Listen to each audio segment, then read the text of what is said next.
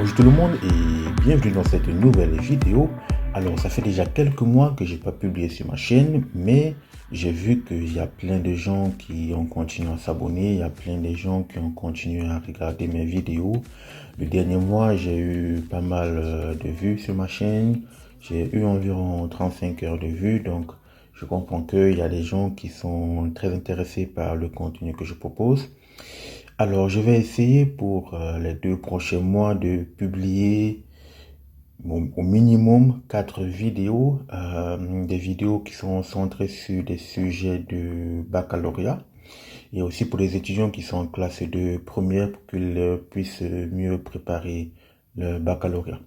Alors, aujourd'hui, on va parler de la dualité onde-corpuscule à travers cet exercice qu'on va essayer de résoudre. Alors, une plaque de métal est éclairée par une lumière de longueur d'onde lambda égale 239 nanomètres. Des électrons ayant une énergie cinétique de 3,32 électronvolts sont alors arrachés de la plaque.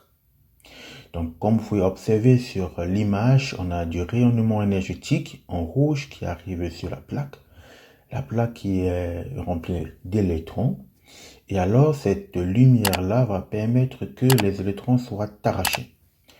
Alors, on nous demande dans la première question de déterminer à quel domaine du spectre électromagnétique appartient la longueur d'onde. En regardant le spectre électromagnétique, on peut confirmer qu'il est bien dans l'infrarouge. Alors, en seconde question, on nous demande de calculer l'énergie apportée par la radiation lumineuse. Alors, je vais d'abord noter le résultat de la première question. On a dit infrarouge.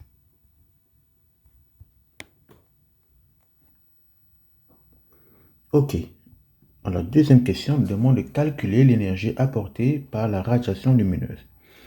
Alors, on sait que l'énergie E égale à constante de Planck fois la célérité sur la longueur d'onde.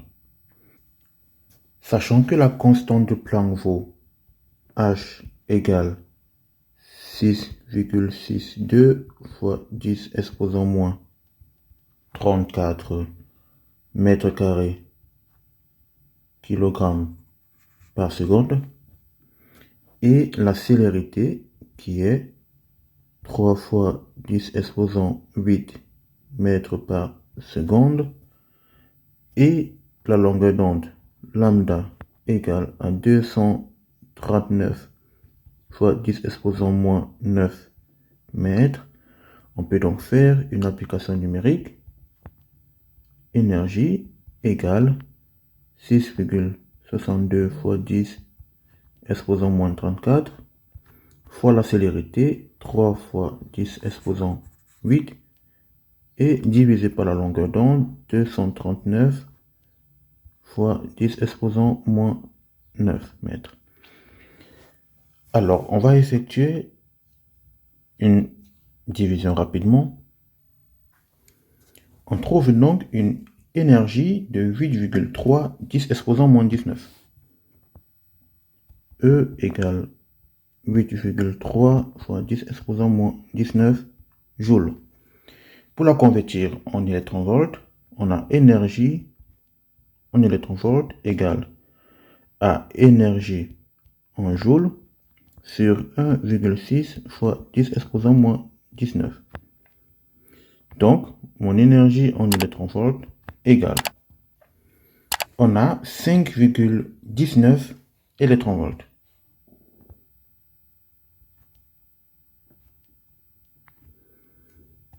Voilà. Ok. En question 3, on nous demande de calculer le travail d'extraction. Alors, souvenez-vous que lorsque le rayonnement arrive sur la plaque, si l'énergie fournie est égale au travail d'extraction, alors les électrons seront extraits et après l'extraction, ils n'auront pas d'énergie cinétique. Mais si l'énergie apportée au métal est supérieure à l'énergie cinétique, alors énergie, on pourrait écrire que l'énergie apportée égale à l'énergie cinétique plus le travail d'extraction. Donc finalement, je peux dire que le travail d'extraction égale à l'énergie apportée moins l'énergie cinétique. Donc en application numérique, nous avons travail égale à énergie apportée qui est 5,19 électronvolts moins l'énergie cinétique qui est 3,32 électronvolts.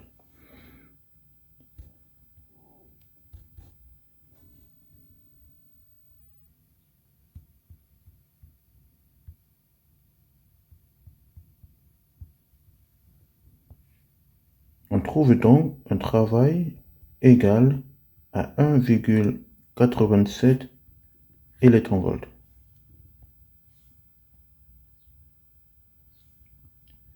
Voilà pour cette question. Alors, à la question 4, on demande de déterminer la nature du métal constituant la plaque. Alors pour ce faire, puisque on sait que le travail d'extraction c'est WE égale 1,87, alors on peut calculer la longueur d'onde seuil et la comparer avec le tableau de longueur d'onde qui est donné dans l'énoncé de l'exercice. Alors pour ce faire, donc question 4, énergie cinétique égale à 0, ça veut dire que le travail d'extraction égale à l'énergie seuil. Cette énergie seuil-là est H fois C sur lambda seuil. Donc à partir d'ici, je peux calculer la longueur d'onde seuil. Lambda seuil sera tout simplement égal à HC sur énergie seuil. Je pourrais donc faire une application numérique. J'ai lambda seuil égale constante de Planck. On a dit que c'était 6,62 fois 10 exposant moins 34 fois la célérité 3 fois 10 exposant 8 sur mon énergie en électronvolts que je dois convertir en joules. Donc 1,87 fois 1,6 fois 10 exposant moins 19. Alors, on peut faire une application numérique. Alors, tout calcul fait, on a lambda seuil égale 6,63 10 exposant moins 7 mètres. Donc, elle correspond à 663 nanomètres environ. Et donc, si on regarde dans le tableau, on peut directement se rendre compte qu'elle va correspondre au césium, qui a une longueur d'onde seuil de 660 nanomètres. Alors, à la question 5, on nous demande, l'expérimentateur désire augmenter la vitesse des électrons émis. Prévoir s'il doit changer l'intensité du faisceau lumineux ou sa longueur d'onde. Alors, pour répondre à sa question, on doit reprendre la formule pour trouver l'énergie apportée, qui est E égale à H fois C sur la longueur d'onde.